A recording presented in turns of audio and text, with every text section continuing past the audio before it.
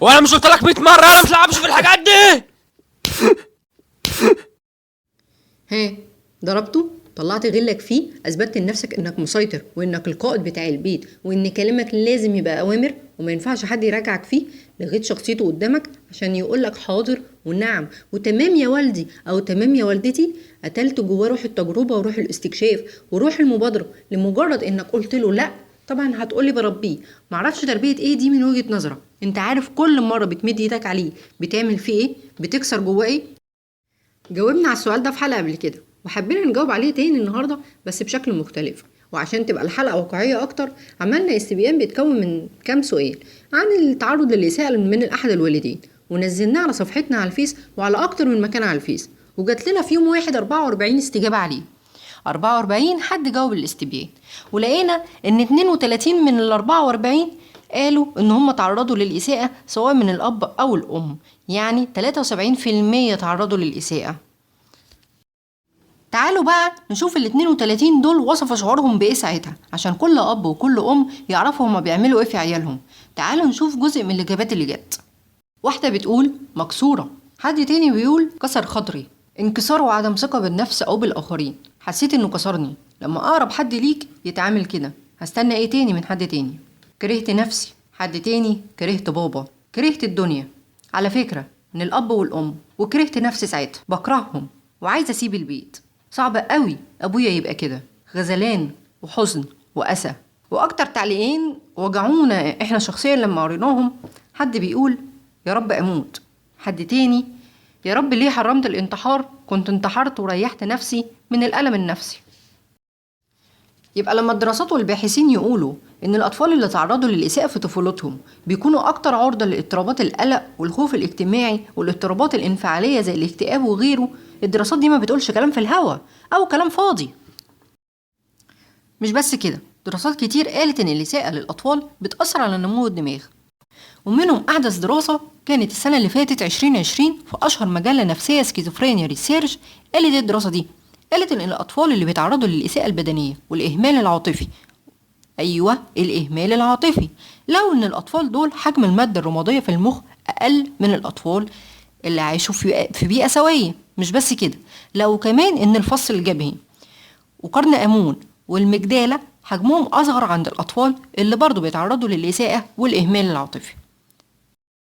طبعا هتسألوا نفسكم دلوقتي إيه هو الفص الجبهي ده والمادة الرمادية والحاجات اللي أنا قلتها فوق دي؟ تعالوا كده بالراحة نشوف المخ من جوه. هنلاقي طبعا ان احنا عارفين ان المخ بيتكون اساسا من الخلايا العصبيه. اجسام الخلايا العصبيه دي هي الماده الرماديه. يعني لما يقول لي ان الماده الرماديه بتقل لما الاطفال بتتعرض للاساءه، يعني معنى كده ان هو بيقول لي ان الخلايا العصبيه عندهم بتبقى اقل. طيب ايه كمان؟ لو قربنا للمخ وحبينا نشوف بيتكون من ايه، هنلاقيه بيتكون من نصين، يمين وشمال. النصين دول بيتكونوا زي بعض تماما، وكل نص فيه 4 فصوص. أكبر فص فيهم اسمه الفص الجبهي. ليه الجبهي؟ لأن هو موجود قدام. طيب مال الفص ده؟ هو ده الفص الجبهي اللي بيلاقوه برضو حجمه بيبقى أصغر في الأطفال اللي بيتعرضوا للإساءة. وده يأثر في إيه؟ هنلاقي ان هو مثلا ما عندوش القدرة على التفكير التباعدي، يعني ما عندوش مثلا القدرة ان هو لما يتسأل سؤال والله السؤال بالنسبة له ليه اجابة واحدة بس، ما عندوش تخيل او ما عندوش القدرة ان هو يحط له اكتر من اجابة. لما يجي يتعرض لمشكلة في حياته ما يقدرش يحلها بشكل سليم، لان هو بيفتقد القدرة على وضع الخطط اللي يحل بيها المشكلة. طيب الحاجة التالتة، ما يقدرش يحط قواعد تحكم سلوكه. يعني هو لو في شغله وفي الشغل ده مطلوب منه ان هو يتصرف بشكل معين، ما يقدرش ينفذ القواعد ديت لان هو ما عندوش القدرة دي. الحاجة الرابعة، قصور في الاستجابة الاجتماعية المناسبة، ما عندوش تواصل اجتماعي بشكل مناسب. مش بس كده، هنلاقي كمان عنده ممكن تظهر عنده اضطرابات في التواصل اللغوي، حبسة بقى في الكلام، صعوبة في الكلام، الكلام بيقطع، وبيأثر كمان على الذاكرة الزمنية، بيعمل لها ضعف في الذاكرة الزمنية. كل دي أعراض ممكن تظهر لما الفص الجبهي حجمه بيقل. لو جينا فتحنا النصين في المخ اللي احنا قلنا ان هما زي بعض تماما، هنلاقي من جوه في حاجة اسمها قرن أمون. قرن أمون دوت بيلعب دور مهم جدا في دمج المعلومات في الذاكرة، سواء بقى الذاكرة القصيرة أو البعيدة أو حتى تذكر الأماكن.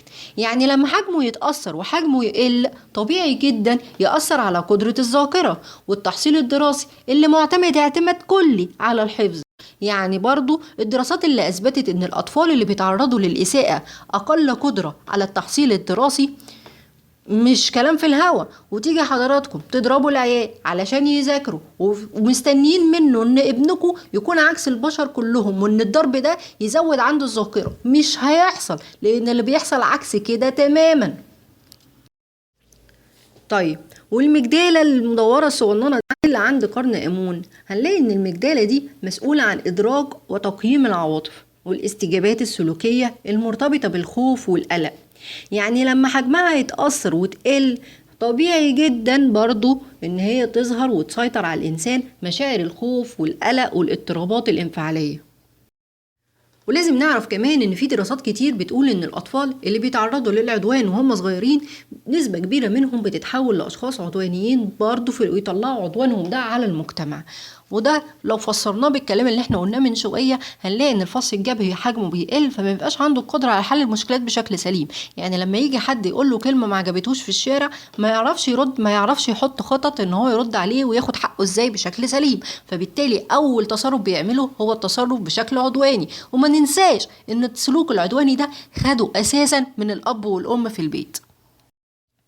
أرجوكم حافظوا على عيالكم وتخلوا عن الجملة الشهيرة ما كلنا اتضربنا، هذا ما وجدنا عليه آباؤنا وأجدادنا. لأننا هنتسأل عن عيالنا إذا كنا ربناهم صح ولا لأ.